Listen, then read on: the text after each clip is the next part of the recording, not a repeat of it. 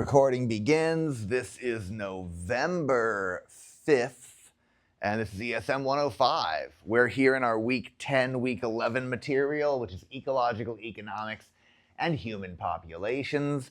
You had Quiz 4 most recently in 11 days on the 16th. Quiz 5 will lock.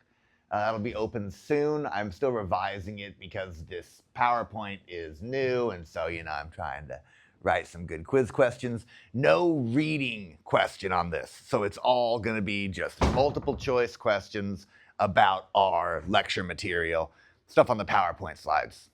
Fair enough? Cool. All right. After that, there's one more quiz, Quiz 6. And the annotated bibliography, both will be due in December, a month and 2 days from today.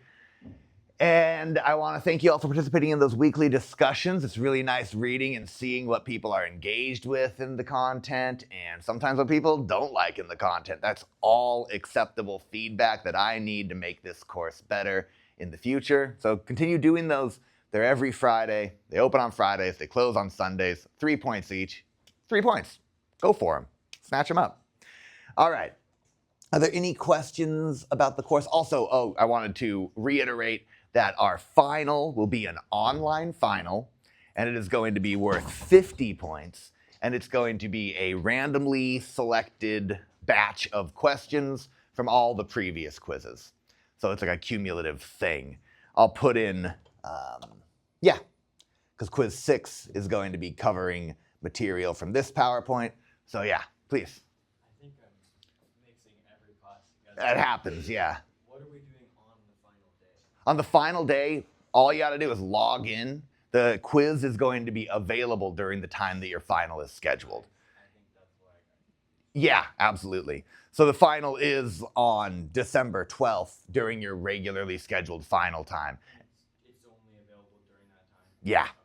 So, the goal is everybody have that time set aside in their schedules by the system, so you should be able to, I'm hoping, access it. And if something comes up in your schedule and you're not available during that day for whatever reason, just reach out to me and I can adjust the availability for you. But I'll make more announcements as it starts to creep closer. And for now, we'll just try to put it on the back burner for a while. Any other questions about that? Don't forget about your RES. No, that's another class of mine. See, I'm getting mixed up too. Don't forget about your annotated bibliography assignment. Sooner you start, the better.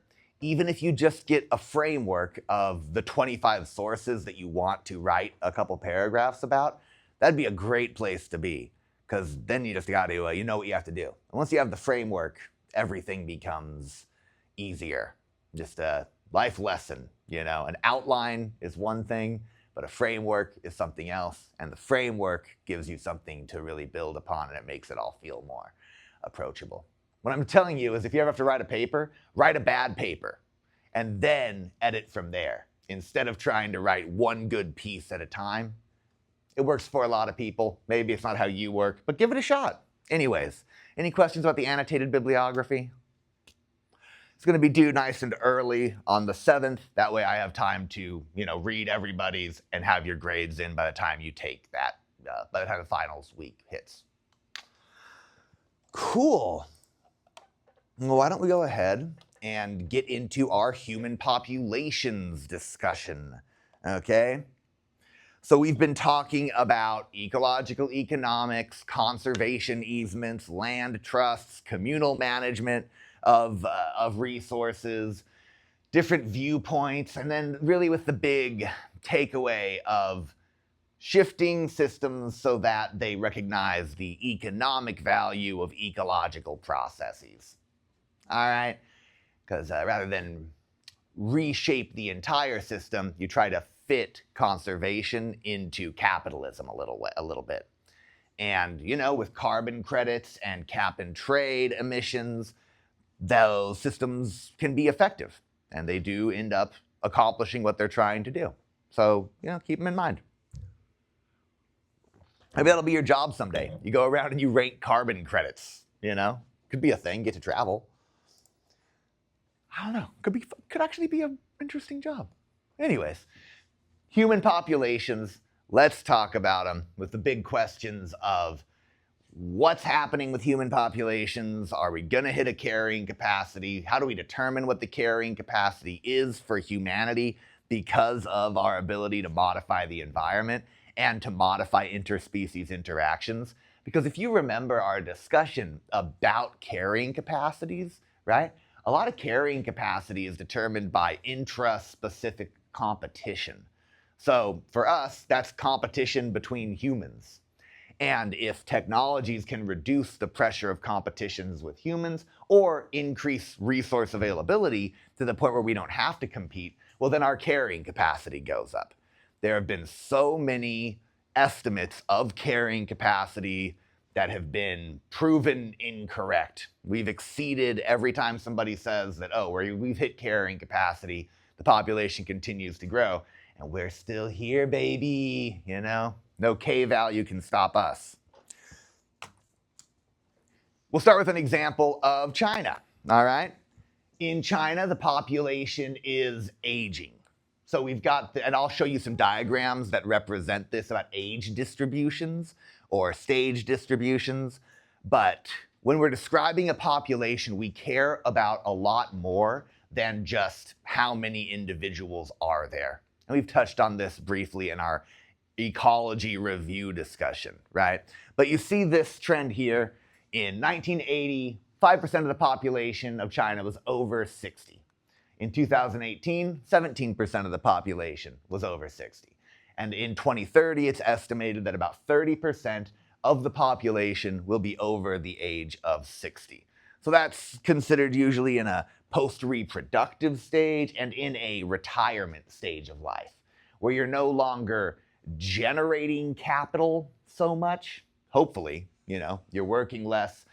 You're not making offspring. So you serve a different, weird to say, but you serve a different role in the community when you reach the post-reproductive age. This is all, of course, in ecological terms, right? Which can get a little weird when you're talking about people, because they're people, I've got a soft spot in my heart for people, and you may have that as well. So do not take the clinical discussion that we have occasionally about age distributions as discounting the value of human life, please. So why? Why is the population aging now? All right. Well, increased life expectancy means a larger portion of the population can exist beyond the age of 60. So 44 in 1950, 76 currently. Okay? Big baby boom. All right, about baby boomers. We'll talk about the baby boom, and we'll talk about the smaller echo boom that occurred in the 80s, which is pretty interesting. So the baby boom is a massive increase in population that happened right after World War II, and it was, it was fueled by many different things. What caused the baby boom is still up for discussion and debate, but with the end of this massive war, workforces shifted. There was a transition towards, the man works, and then the woman stays in the home, and we're focused on having a family, and there's all these economic changes that happened, which culturally really encouraged a lot of really high birth rates for a period of time. All right? There's also this great leap forward in the China example. And the Great Leap Forward was an effort to industrialize China by the government, but it focused on different types of industrialization. So instead of focusing on large scale, like massive companies industrializing and running factories and, the sort of industrialization that we think of when we think of American industrialization. Everybody lines up and goes to the big factory for work, and then you come home afterwards.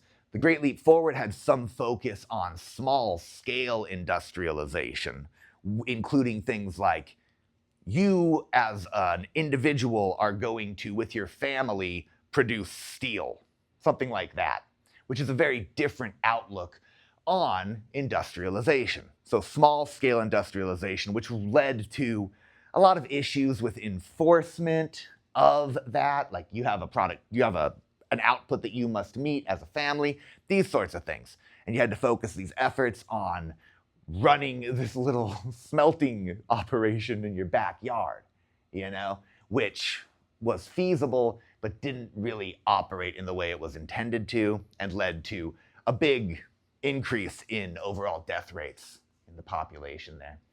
Also, we've got declining birth rates. So the population of China is shifting towards more post-60 individuals, okay? Not all populations are experiencing this same shift, and globally, when populations start to do this, this can be offset by immigration rates, right? So populations that have higher birth rates than death rates, individuals leave those areas and go into other areas where the population is in decline. Now, is the population number actually declining, or are we projecting that it's going to decline as people begin to perish? All right? These are all great things to be thinking about with China as an example here. All right, we'll come back to that example as we move forward a few times. Population growth, all right? Somebody had this question in a previous week, and I was like, I don't remember the number, so I wanted to make sure. I looked it up, and I put it right on the top of the slide for you. So, net gain of 0.3 people every second. This is global, okay? Now, the global population is beyond 7.8 billion right now. The textbook that I am referencing is 1 year old. And so some of the information that I put on these slides directly from that textbook will be, a year out of date. But look how much things can change just in a year. All right, pretty wild. So we're now past 8 billion. Population's growing at the rate of 1.09% every year. Doubling times for population. So we'll talk about that idea as well. How long does it take for a population to double in size? All right. The population doesn't need to have it's just another way of describing growth rates, okay? But the doubling time has gotten shorter and shorter and shorter and shorter, and currently we're projecting a doubling of the human population in 65 years if things don't shift. So can the planet sustain 16 billion people in 65 years from now? Especially with depletion of natural resources, you immediately should be thinking, right, well, what resources do these people need? Can we access them? Are there new replacement resources? What about space? There's a lot of things to consider. Now, it's not all doom and gloom here, right? Because there are indications that the population is possibly going to begin declining, the global population, but there's this massive lag, right? There's this big lag between a spike in birth rates and then an actual decline in population. All those people live, have children of their own, and perish. All right, that takes some time. So anyways, there's concern that overpopulation can lead to environmental degradation, threatening the ecological life support system, threatening ecosystem services which we're not prepared to compensate for, right? World population growth, doubling times. Check it out. You've got an interesting little figure here showing the population increase, okay? It's become very rapid following the Industrial Revolution. The agricultural revolution really started to spike population growth rates. But with a figure like this, changes that are significant throughout these eras here look less significant because of the scale of the y-axis.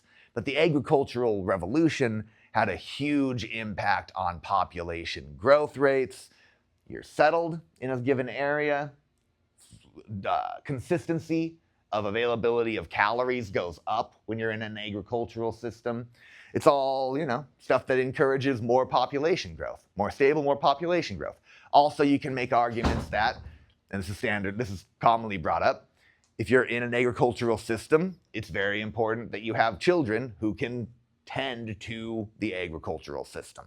So you'll get that all the time of like, well, they had to have 6 kids because birth survival rates were very low.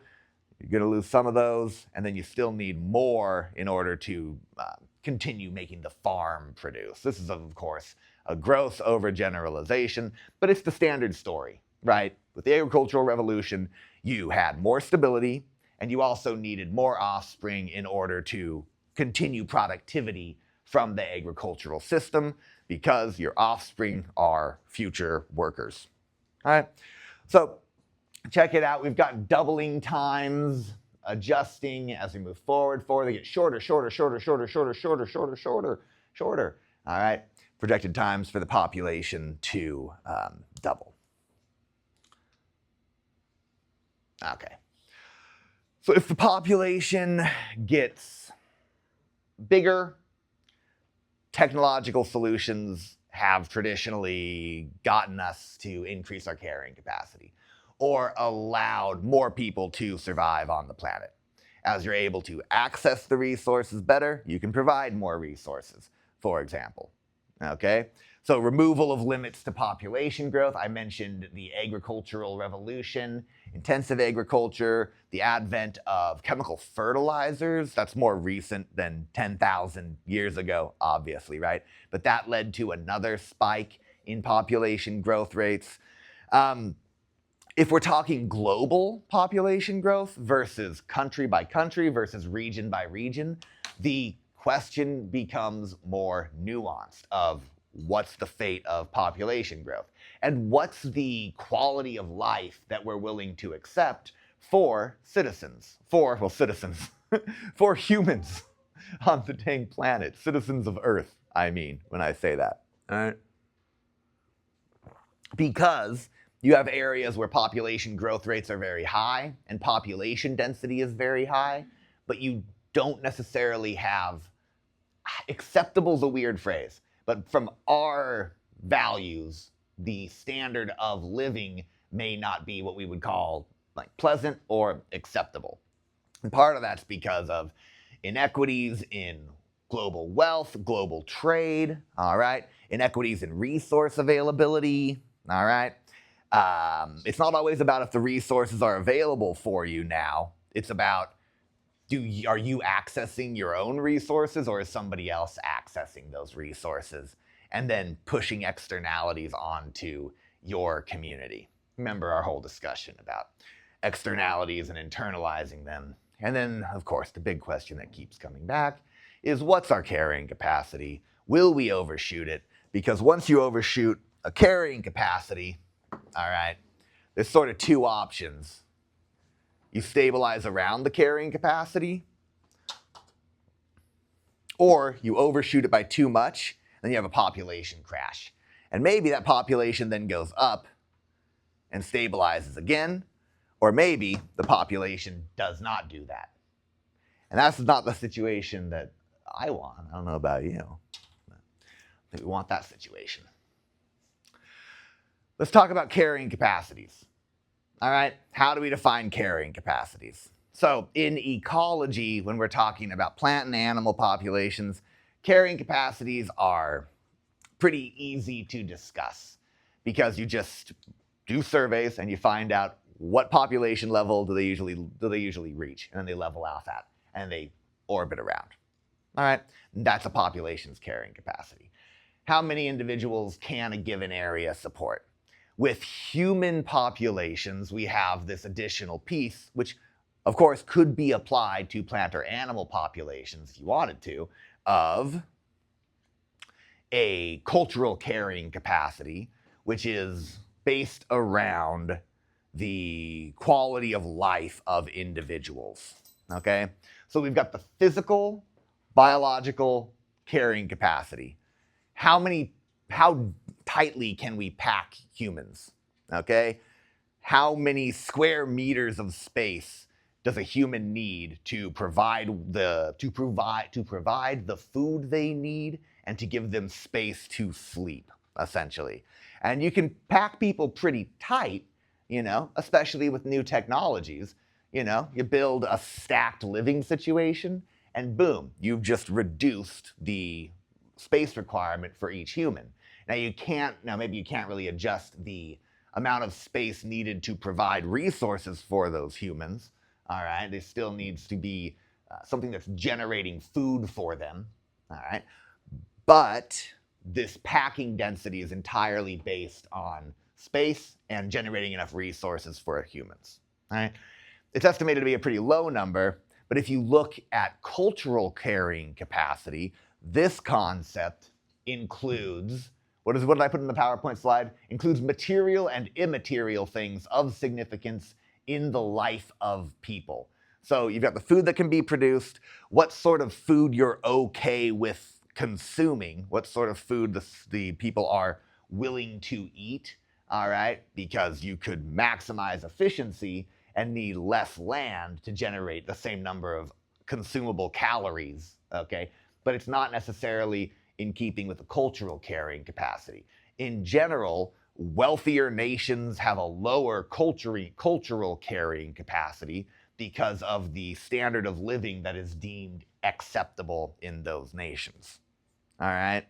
So if you deem that regular access to electricity is a necessity, all right, well, then all of a sudden that changes the cultural carrying capacity of that area because now there needs to be infrastructure for generating that electricity. That takes up space, all right? And that's how we usually talk about carrying capacity or packing density, is how many square meters of just land each person requires.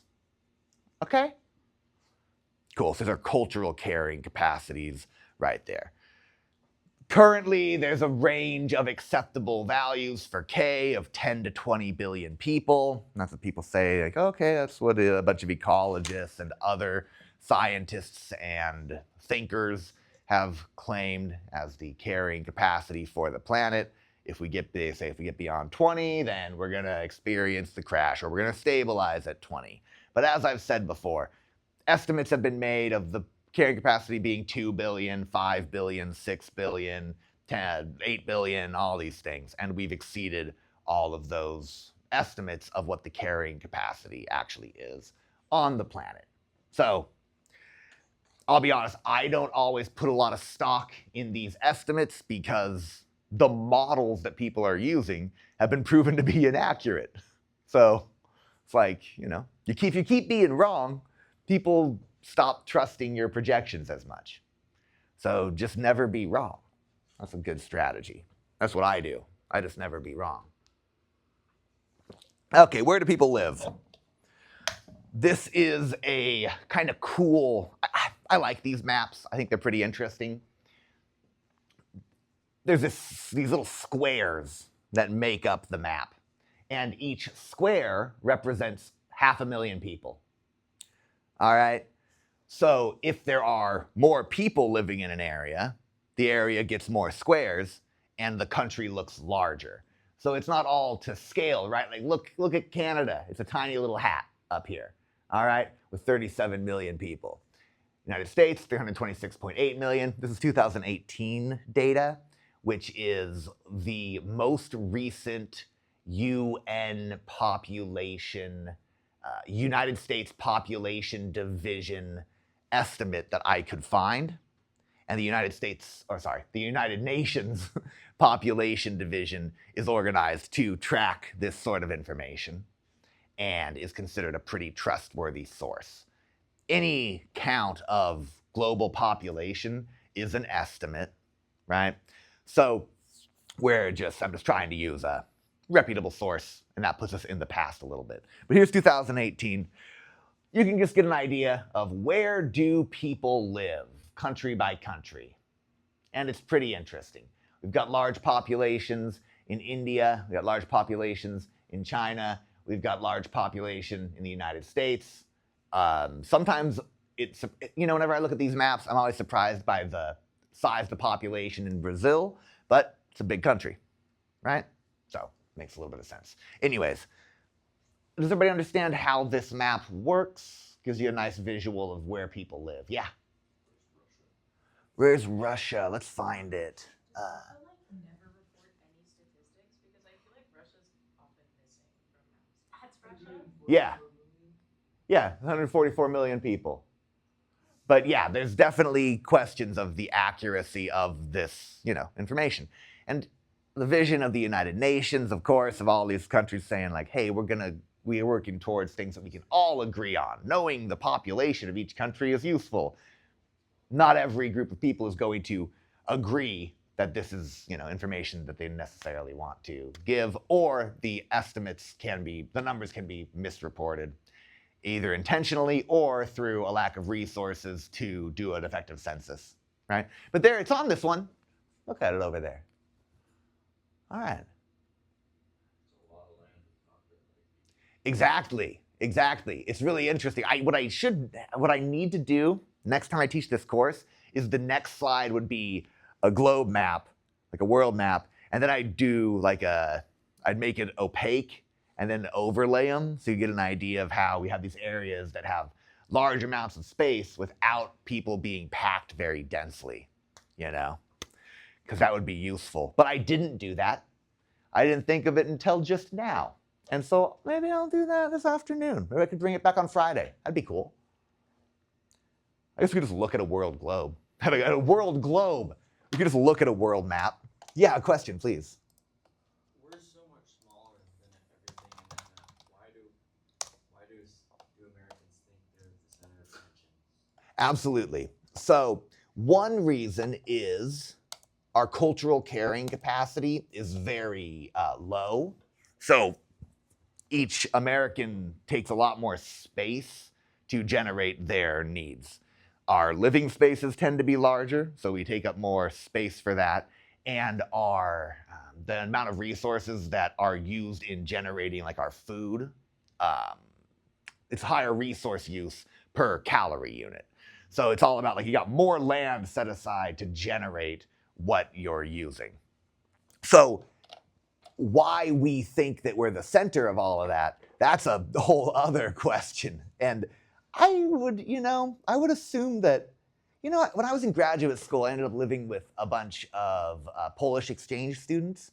And when they came, we were talking, they were shocked and amazed I didn't know more about what was going on in Poland and like the impacts that Poland was having in the world. And I was like, well, I live in America. Like, we are the ones who dictate what happens in the world. Like, we're the ones that matter, right? I have ignorance in my life, and it's very interesting. So there's some degree of that, right? You're exposed to the conditions in the country where you grow up, and you think that those are reasonable conditions everywhere, and you think that the politics that happen in your country are probably dictating a lot of things. Absolutely. And I think it's a pretty darn common thing that a lot of us get, is a tunnel vision on these things. Because it's hard to stay up on everything. And also, North America does have a lot of influence on the global stage.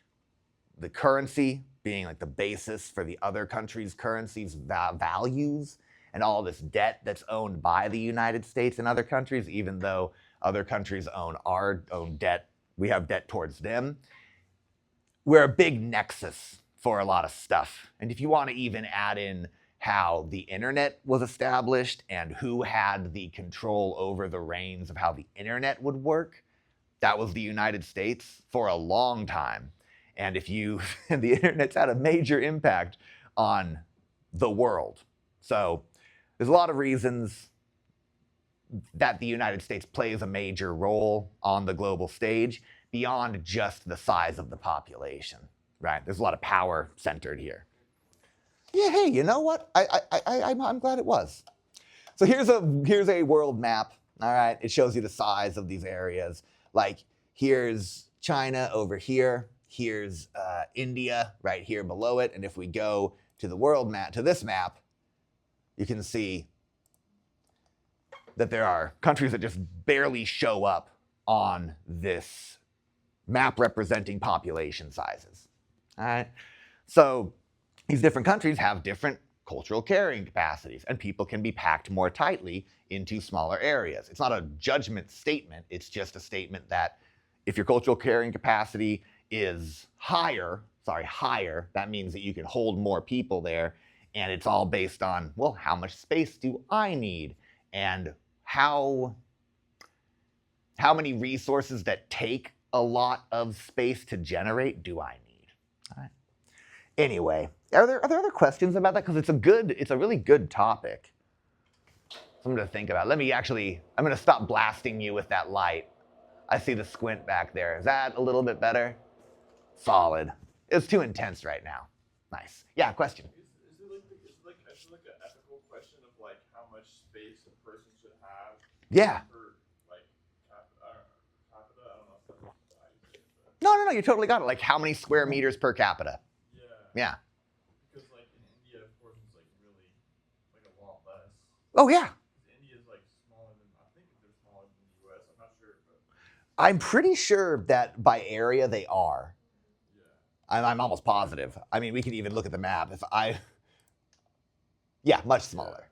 Yeah. So it's like, I feel like there's only a question there with the population. Absolutely. And sometimes populations are larger because of resource availability.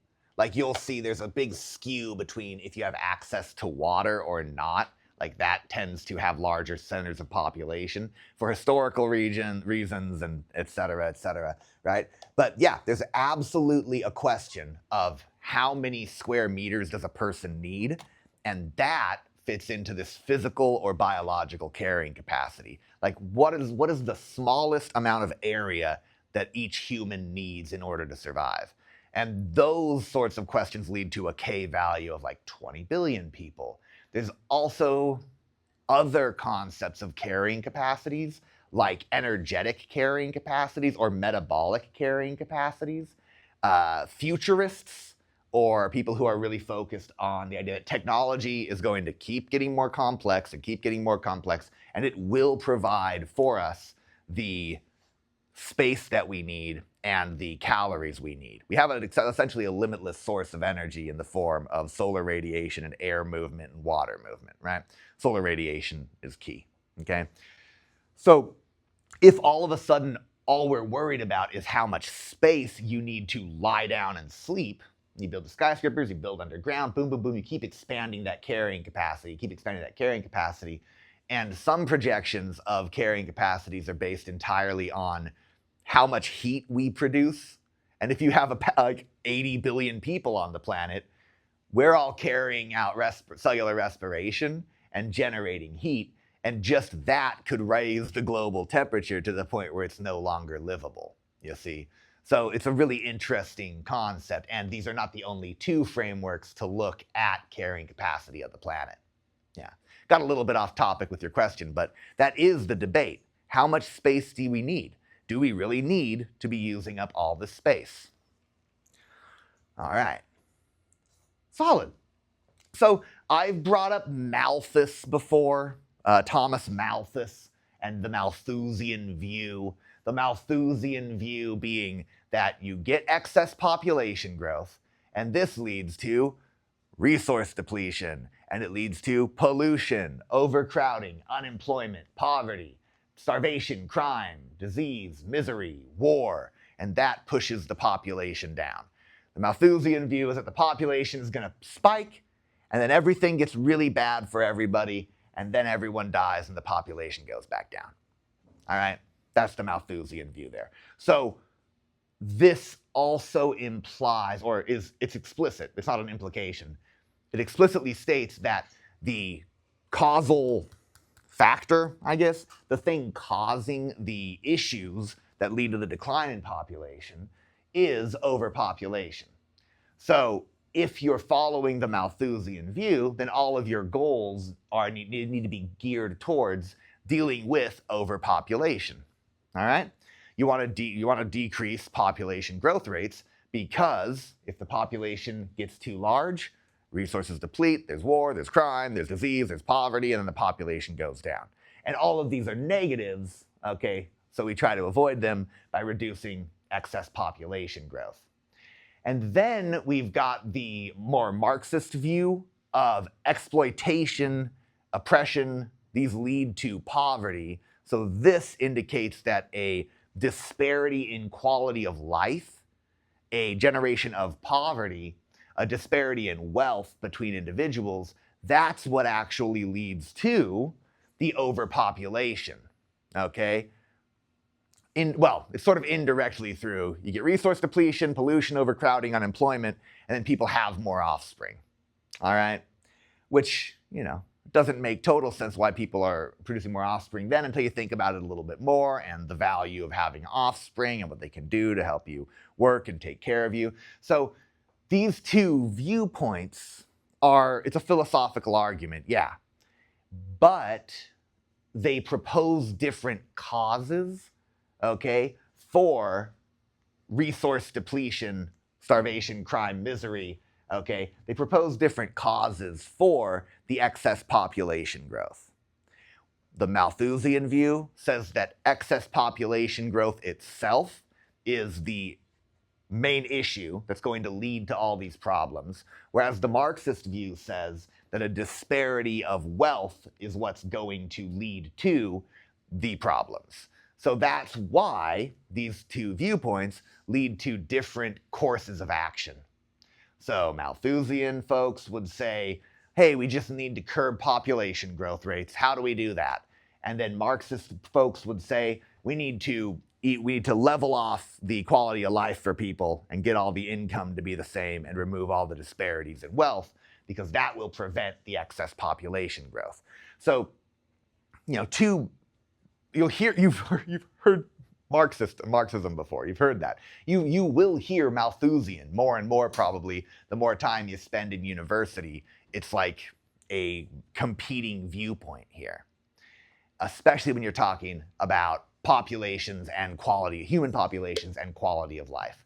So my main point there was like we address two different causes, and so depending on which philosophy you prescribe to, you're going to target different things. Does that sort of make sense? Okay, awesome. This is a framework that I wanted to put out there for you.